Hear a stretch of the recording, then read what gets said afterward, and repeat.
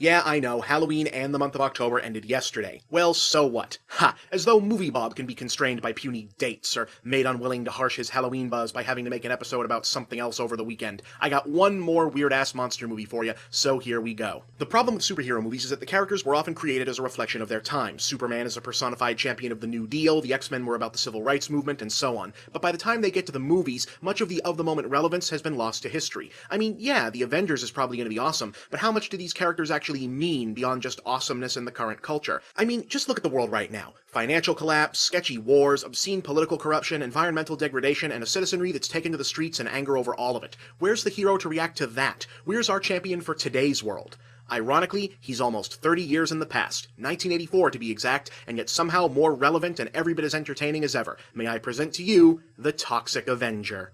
Okay, here's how this happened. In the early 1980s, New York underground filmmaking fixture Lloyd Kaufman, the big boss of now legendary indie studio Troma, decided to shift focus from sex comedies to horror movies. The project Troma originally set about making was to be called Health Club Horror, a Friday the 13th style monster-stalking teenagers movie set in and around a fitness club but with a novel twist. In this movie, you'd be encouraged to root for the killer because the victims would all be bad people. In the story, a nerdy janitor named Melvin accidentally crashes out of a window while being harassed by the local gym bullies. Since this is taking place in fictional Tromaville, New Jersey, supposedly the toxic waste dumping capital of the world, it's almost inevitable that he falls into a vat of chemicals which cause him to mutate into a hideously deformed creature of superhuman size and strength, with one very interesting superpower. Melvin the monster can sense evil and is driven into fits of murderous rage in its presence. If you're a bad guy, he can just tell, and he's gonna you up.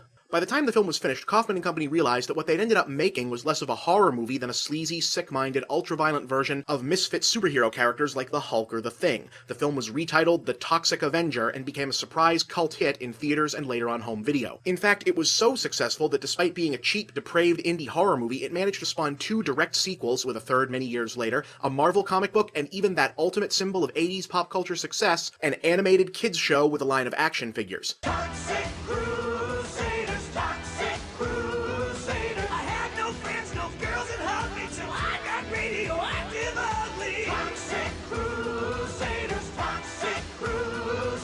Really, think about that for a minute. They made a kids' cartoon out of a movie so violent I can't even show you that much of it on this episode.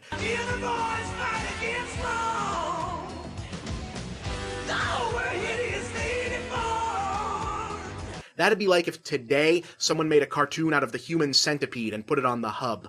The reason for the original film's success isn't difficult to decipher. It's a funny movie with a nifty premise plus buckets of liberally splattered gore and trashy sexploitation. But a lot of 80s indie horror movies had that stuff, and they didn't all become crossover cult classics, so what made The Toxic Avenger so special? Well, if you ask me, it's that Toxie really was a wholly different sort of hero than you could get from any other movie at the time, and whatever Troma had actually set out to create, they wound up with a hero who really captured the countercultural zeitgeist of the era. Remember, this was 1984, the Reagan years. The so-called silent majority had puffed out its chest and won back control of the cultural steering wheel. Corporate greed and the seeming security of middle-class conformity were now celebrated once again. Urban blight was someone else's problem. Environmentalism and social justice, those were just lame things, only still cared about by those awful smelly hippies we were all informed we were supposed to regret now. As such, action heroes of the late 70s and early 80s were almost right down the line coming from a fundamentally reactionary state of mind. Strong-jawed, muscle-bound avatars of old-school all-American patriarchy reasserting themselves against the weirdos, freaks, and troublemakers who'd been permitted to run free for far too long in the previous 2 decades. Think John McClane as the old-fashioned NYPD schlub striking back against those slick European thieves, or John Rambo getting back at the Viet Cong,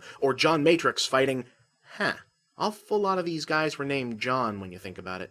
Anyway, in The Toxic Avenger, not only is the deformed monster freak the good guy, the forces of evil are hiding behind normality and within the system. Melvin's bullies seem like regular old douchebag gym rats, but they're also a gang of car-obsessed psychopaths who run down helpless pedestrians for kicks. And while Toxie fights his share of muggers and gangsters and petty thieves, his real war is with Tromaville's corrupt mayor and police force, who are propping up the gangs and colluding with corporate polluters. True to form, the film climaxes not with a battle, but with a kind of citizens' uprising around Toxie as a symbol of downtrodden downtrodden underclass rage. The iconic shot of the toxic Avenger standing on the shores of economically blighted Jersey, raging against the wealthy city across the water, drives the point home. Now, this is not a perfect movie, and the sequels gradually lost some of that socially conscious punk rock edge as they went on, but if you've never seen The Toxic Avenger, now might be the time. In an angry age when pollution, corruption, and public angst are once again at the forefront, we might need him now more than ever. Well, gang, that's it for Schlocktober. Hope you enjoyed it. I'm Bob, and that's the big picture.